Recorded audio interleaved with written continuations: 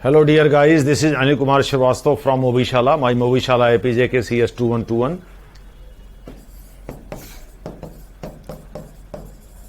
Anil Kumar Shrivastava from Movishala. My Movishala app is AKCS2121.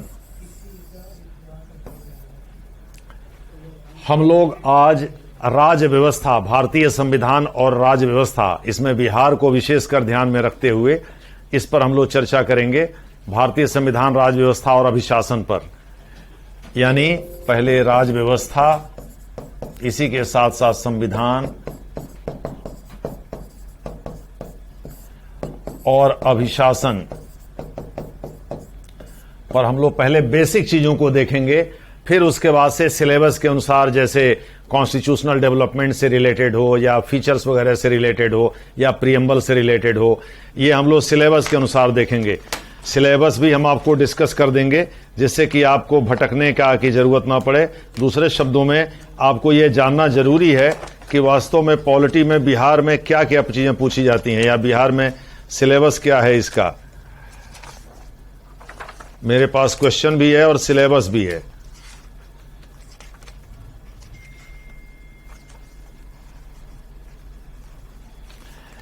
देखिए, मैं आपको discuss कर दे रहा हूं।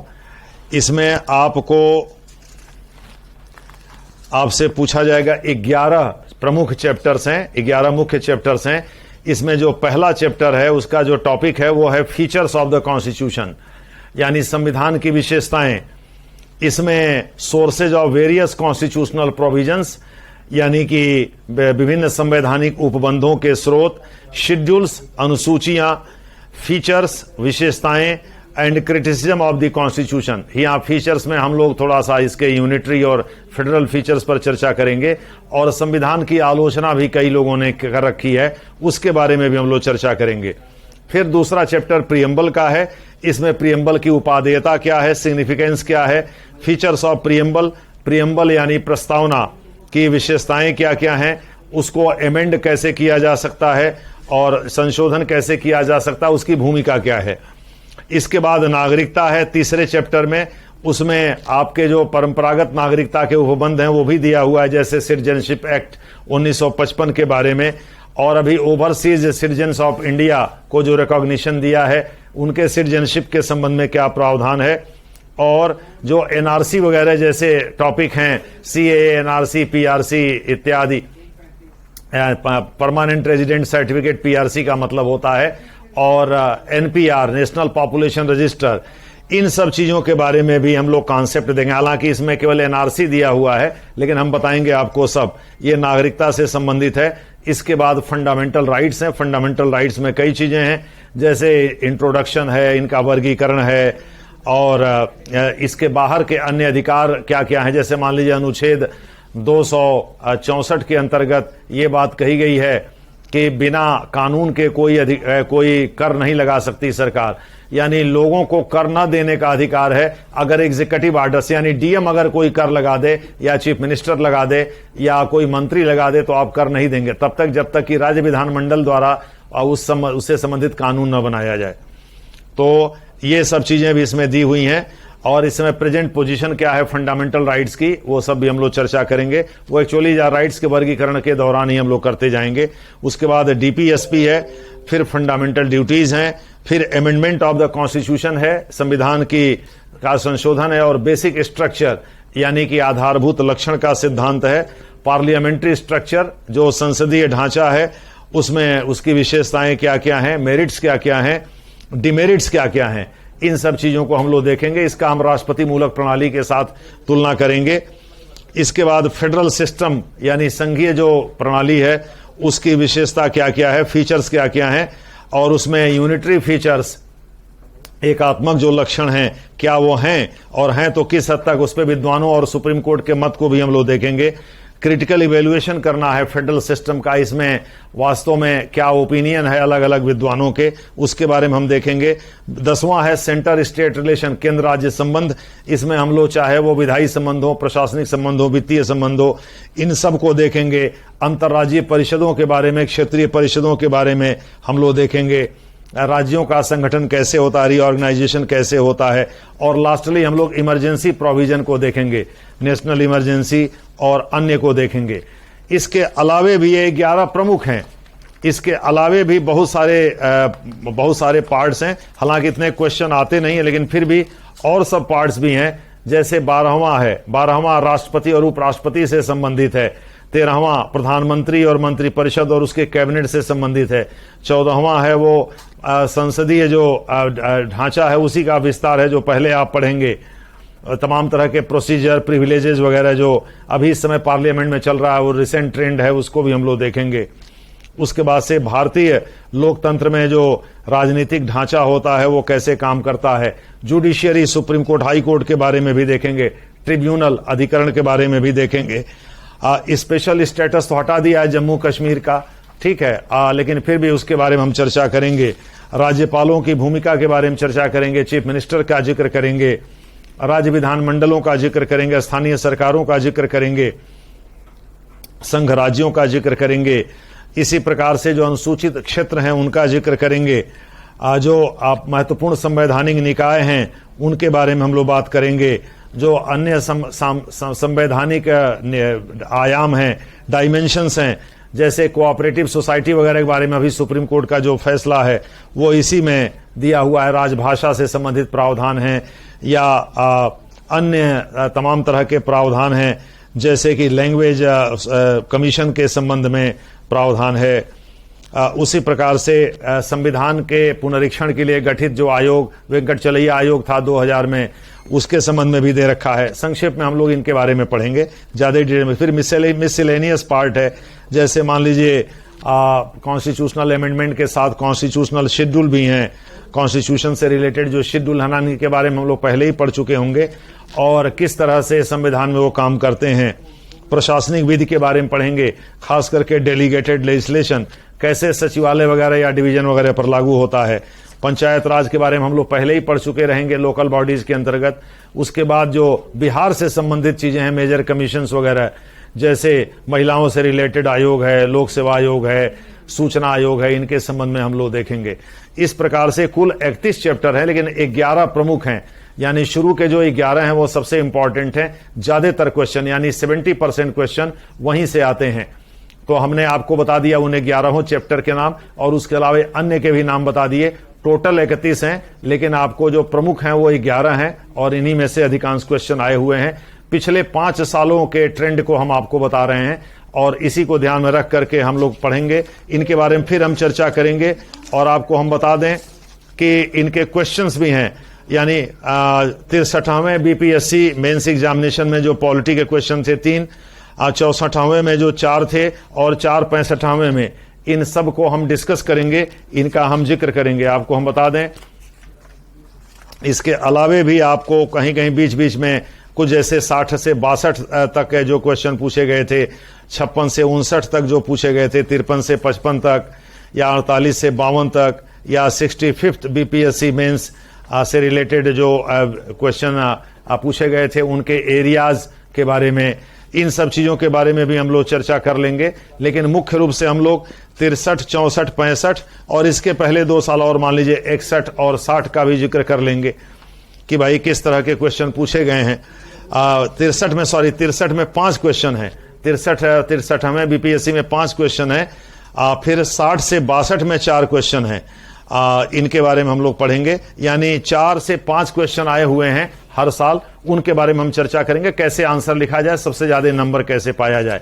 अब आ जाइए संक्षेप में हम कुछ बेसिक कॉन्सेप्ट बता देते हैं, फिर आपको आगे पढ़ाया जाएगा इसके बारे में।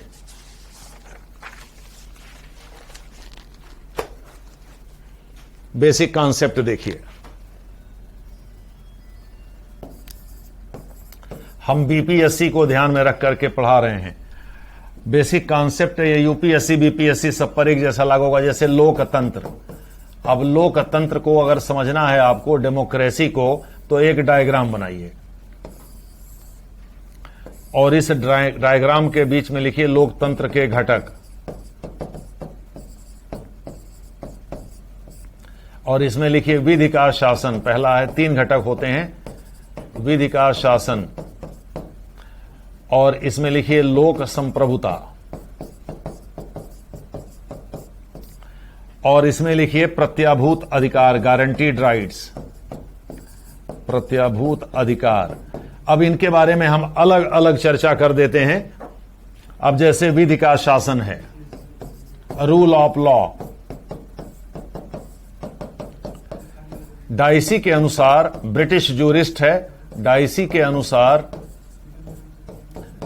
इसके 3 घटक हैं। यानी डेमोक्रेसी में कानून का राज होता है, व्यक्ति का नहीं। व्यक्ति इसीलिए देखिए 40 कानून बनवा दिया मोदी सरकार ने। अभी हो हंगामा, जो अभी पार्लियामेंट का सेशन एक दिन पहले कंक्लूड हुआ है, उसमें 40 कानून पारित करवा दिया। उसमें इंश्योरेंस और संविधान संशोधन विधेयक वगैरह तो हैं ही 102 को संशोधित करने के लिए, लेकिन उसके अलावे भी तमाम तरह के कानून बनवा दिए। यानी कि कानून से ही राज का चलता है, ताकि कोर्ट इसकी व्याख्या कर सके, कोर्ट इसका रिव्यू कर सके, पुनरीक्षण कर सके। डाइसी के अनुसार कानून के शासन यानी विधि के शासन का 3 मतलब होता है। यानी समानता, अधिकारों की प्राधान्यता, हम इसकी व्याख्या कर देंगे। प्राधान्यता, प्राधान्यता से मतलब है प्राइमेसी,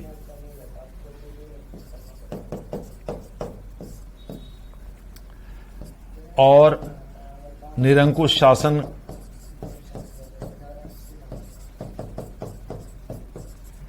की अनुपस्थिति।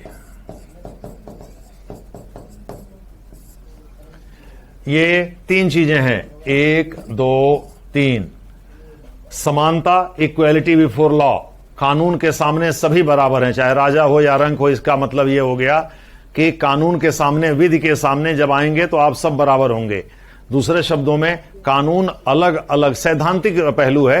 अब वो तो उस तरह से, तो मान लीजिए अब मीडिया में चीजें छा जाएं, अब जैसे उधर थे उन्नाव के एक बड़े जाने माने बीजेपी के विधायक, वो जेल में हैं, अब उस तरह की घटना घट जाए तो बात दूसरी। लेकिन जनरली जो दबंग लोग होते हैं, पावरफुल लोग होते हैं, उनके मामले में कानून थोड़ा सॉफ्ट हो जाता है, और वो पूरी छेड़छाड़ पर आधारित है, प्रक्रिया पर आधारित है, जिसको तोड़ा मरोड़ा जाता है, पैसा रुपया से, चाहे पावर से, चाहे जैसे भी। लेकिन सैद्धांतिक पहलू यही है कि सभी लोग कानून के सामने बराबर होते हैं। दूसरा यह है कि अगर व्यक्ति के अधिकार और राज्य की सत्ता के बीच, यानी पावर और राइट्स के बीच संघर्ष हो, तो राइट्स हमेशा जीतेगा। दूसरे शब्दों में, अगर कांस्टेबल आपका गलत तरीके से चालान काट रहा हो, ट्रैफिक कांस्टेबल, और अगर आप उसे घसीट दें कोर्ट में या उसको कंटेस्ट करें कोर्ट में, तो ऐसी दशा में हो सकता है कि कांस्टेबल ही पनिश हो जाए। तो व्यक्ति के अधिकारों को प्रमुखता दी जाए। फंडामेंटल राइट्स भी इसीलिए बनाए गए हैं, एक्चुअली वो इंडिविजुअल लोगों को प्राप्त ही अधिकार हैं। और तीसरा जो होता है, इसमें कोई दादा नहीं हो सकता। दूसरे शब्दों में, कोई डिक्टेटर, मिलिट्री डिक्टेटर या चीन की तरह से जो पार्टी डिक्टेटरशिप है, यानी कि दादागिरी नहीं चल सकती। अगर आप ज्यादा दादागिरी करेंगे तो कुछ समय तक तो आप उछल कूद मचाएंगे, उसके बाद लोग ही आपको उखाड़ फेंकेंगे, या कोर्ट कोई ऐसा फैसला दे देगा जिसमें आपकी इमेज पिट जाएगी और आप अगला चुनाव हार जाएंगे। तो इस प्रकार से ये 3 चीजें जो होती हैं, वो विधि के शासन की विशेषताएं होती हैं। दूसरा है लोक संप्रभुता। दूसरे शब्दों में इसके 2 मायने होते हैं। सरकार लोग चुनते हैं, चुनाव। अब देखिए, लोगों की इच्छा से सरकारें बनती हैं। डेमोक्रेसी का डेफिनेशन ही है कि a system of government where people choose their rulers, यानी जब लोग अपने शासक वर्ग का चुनाव करते हैं तो उसे ही हम लोकतंत्र कहते हैं। तो यह लोकतंत्र है, सरकार वास्तव में लोग चुनते हैं। और दूसरा, लोग चुनते हैं अपनी इच्छा के आधार पर, सॉवरेन विल को एक्सप्रेस करते हैं। इसीलिए वयस्क मताधिकार की व्यवस्था है, यानी वो मतदान करने जब जाते हैं तो वो बाबूजी से और माताजी से पूछ करके नहीं जाते, या उनकी बीवी उनको प्रभावित नहीं कर सकती। वो अपनी समझ से स्वतंत्र रूप से जा करके, और इसीलिए सीक्रेट बैलेट है, यानी गोपनीय तरीके से मतदान होता है, कोई देख ना पाए कि हमने किसको वोट दिया। और दूसरा यह है कि जो चुनाव भाई क्यों जरूरी क्यों है, और वो भी फ्री और फेयर, स्वतंत्र और निष्पक्ष, ताकि वो अपना विल एक्सप्रेस कर सकें। और लोगों का विल, लोगों की इच्छा अस्थायी तो रहती नहीं है, वो बदलती रहती है। लेकिन अब ऐसा तो नहीं कि अब डेली बदलेगी तो डेली चुनाव होगा, इसलिए 5 साल का समय दिया गया नेताओं को। भाई उनके काम को भी तो जज करने का मौका होना चाहिए। 5 साल में कम से कम नियत तो उनकी पता चल ही जाती है कि वो कैसे काम करेंगे। और इसलिए इसकी 2 विशेषताएं बताई गई हैं। लोगों की मर्जी से सरकार बनेगी और लोग अपनी मर्जी चुनाव के माध्यम से व्यक्त करेंगे।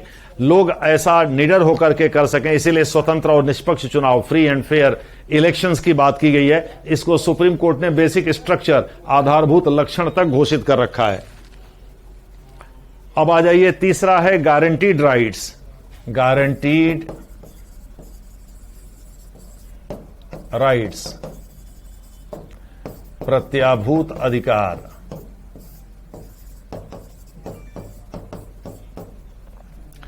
इसके भी 2 मायने होते हैं। पहला यह है कि लोगों के कुछ अधिकार ऐसे होंगे जो राज्य की मर्जी पर निर्भर नहीं होंगे, यानी मूल अधिकार, फंडामेंटल राइट्स। और देश की सर्वोच्च अदालत, इसीलिए इसको सुप्रीम कोर्ट कहते हैं, यानी सुप्रीम कोर्ट अमेरिकी तर्ज पर इनका संरक्षक होगी, इनकी संरक्षक, कस्टोडियन या संविधान की अभिरक्षक। इसको फंडामेंटल राइट्स को संविधान से हटा दीजिए तो अंग्रेजों के समय के शासन और इस समय में कोई फर्क रह ही नहीं जाएगा।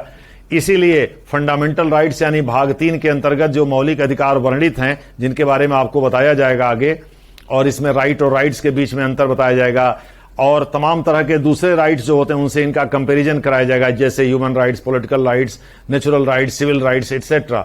उनसे हम लोग इसका कंपैरिजन करेंगे। लेकिन बहरहाल यहां जो है, आपको संक्षेप में बता दें, मूल अधिकार राज्य के विरुद्ध ही लोगों को उपलब्ध हैं। ज्यादातर नागरिकों को, कुछ अन्य लोगों को भी जो नागरिक नहीं है उनको भी उपलब्ध कराया गया है। जैसे 15, 16, 17, 18 भी ज्यादातर नागरिकों पर ही लागू होता है, लेकिन 17 अन्य लोगों पर भी लागू हो सकता है। लेकिन 15, 16 और 18 भी आंशिक रूप से अन्य लोगों पर लागू होता है, मुख्य रूप से सिटीजन के लिए है। तो 15, 16, 17, 18, 19, 23, 24 भी मुख्य रूप से नागरिकों के लिए है। हालांकि गैर नागरिक भी इसमें आ सकते हैं पार्शियली। इसी प्रकार से 29, 30 मुख्य रूप से नागरिकों के लिए है। तो ज्यादातर जो संवैधानिक उपबंध यानी अधिकार हैं भाग 3 के अंतर्गत, वो नागरिकों को मिले हुए हैं। लेकिन गैर नागरिकों को भी इनमें से जो शेष अधिकार हैं जिनका हमने जिक्र नहीं किया, जैसे 14 का, जैसे मैंने 21 और 22 का जिक्र नहीं किया, जैसे हमने आपको 25 से लेकर 28 तक का जिक्र नहीं किया, 32 का जिक्र नहीं किया, ये सब गैर नागरिकों को भी मिले हुए हैं।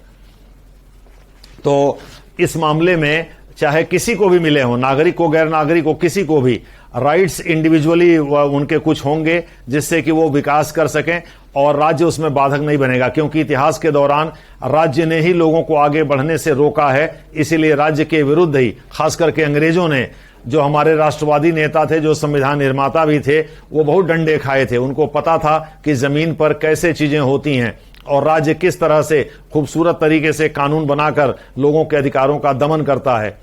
इसलिए अमेरिका की तर्ज पर उन्होंने यहां सुप्रीम कोर्ट की कल्पना की और फेडरल कोर्ट के रूप में, और उसे लोगों के अधिकारों के संरक्षण का अधिकार दिया। लेकिन सवाल यह है कि अगर संरक्षण देने वाली एजेंसी यानी सुप्रीम कोर्ट खुद ये कहे कि भाई आज हमारा मूड ठीक नहीं, आज हम संरक्षण नहीं देंगे, तब कैसे होगा। इसलिए अनुच्छेद 32 के अंतर्गत सुप्रीम कोर्ट से न्याय पाना भी फंडामेंटल राइट बना दिया। इसलिए डॉक्टर BR अम्बेडकर इसे आत्मा और हृदय कहते हैं।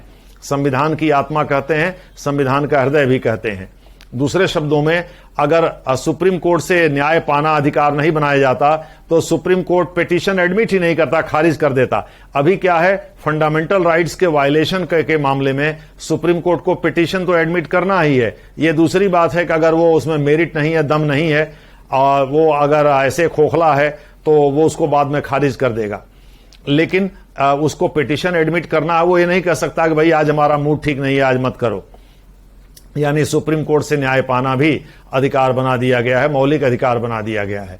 तो इस प्रकार से लोकतंत्र के 3 घटक होते हैं। कानून का शासन होता है, व्यक्ति का नहीं। कानून के शासन के 3 मतलब होते हैं जो आपको बताया गया।